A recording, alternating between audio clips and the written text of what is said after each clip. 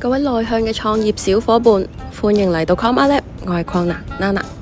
喺創業呢場充滿挑戰嘅旅程之中，個人品牌堪稱係內向型創業家手中嘅超級武器。佢可以幫助我哋喺職場上面披荊斬棘，建立起強大嘅影響力。今次呢，就會為大家送上3個超實用嘅打造個人品牌秘笈，令到你輕鬆成為創業賽道上嘅閃耀之星。第一個方法呢，就係內向者優勢定位法。好多時候，內向者身上面獨有嘅深度思考同埋專注特質，正就係打造獨特個人品牌嘅關鍵所在啦。我哋而家攞一個英文老師轉型做外貿培訓嘅成功案例嚟講啦。佢借助咗3步定位法，就成功揾到精準嘅賽道去打造自己嘅個人品牌啦。第一就係技能清單啦。佢梳理咗自身具備嘅商務英語教學、跨文化溝通同埋外貿流程等等嘅專業技能，呢啲都係喺佢後續創業嘅過程之中有力嘅武器。第二就係興趣嘅交叉點啦。喺日常嘅觀察同埋交流之中，原來發現中小製造企業嘅外貿人才英文能力比較薄弱。咁呢一個痛點呢，就好似夜空中閃爍嘅信號彈咁，引起咗佢嘅注意。咁於是第三呢，佢就揾到市場嘅缺口啦。經過佢深入嘅研究之後呢，佢亦都發現到市場上極度欠缺英文同埋外貿實戰嘅系統培訓。咁根據佢以上嘅個人分析呢，就套用咗內向者嘅定位公式啦。專業技能加獨特經歷加市場痛點就等於品牌標籤。佢就成功打造出用外貿實戰經驗教學製造業做跨境英文談判嘅品牌標籤，精準咁樣定位咗目標嘅顧客群體，喺競爭激烈嘅外貿培訓市場之中企穩陣腳。如果你都想運用呢個方法呢，咁麻煩你即刻攞起紙同筆，列出自己手上面擁有嘅專業技能，呢啲你嘅武器，再去發掘身邊仲未被滿足嘅市場需求，加上自身經歷，為自己打造一個獨一無二嘅品牌標籤啦。第二個方法就係故事化價值輸出法啦。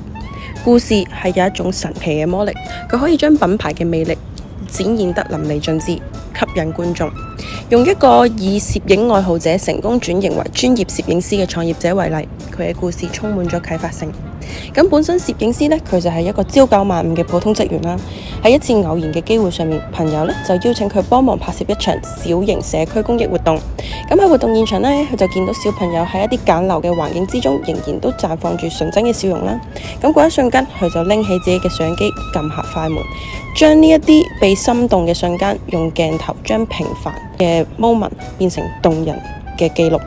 咁為咗拍攝好社區孩子嘅日常呢，佢都花咗成個月時間呢，每日收工之後特登去社區同啲小朋友互動啊，相處，同佢哋傾偈，了解佢哋嘅喜好同埋日常生活習慣。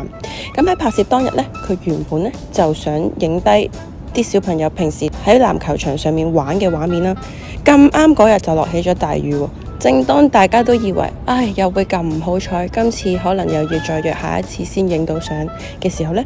佢冇諗過原來啲小朋友呢喺啲雨入面都可以玩到好雀躍、好興奮。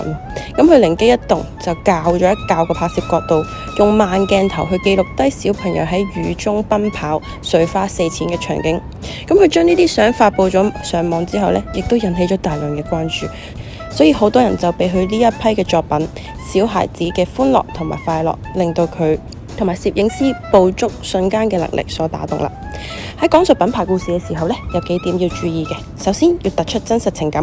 令到聽眾彷彿好似喺親身經歷嘅故事入面感受到喜怒哀樂。其次就係要巧妙咁樣製造衝突同埋轉折，就好似電影情節一樣扣人心弦。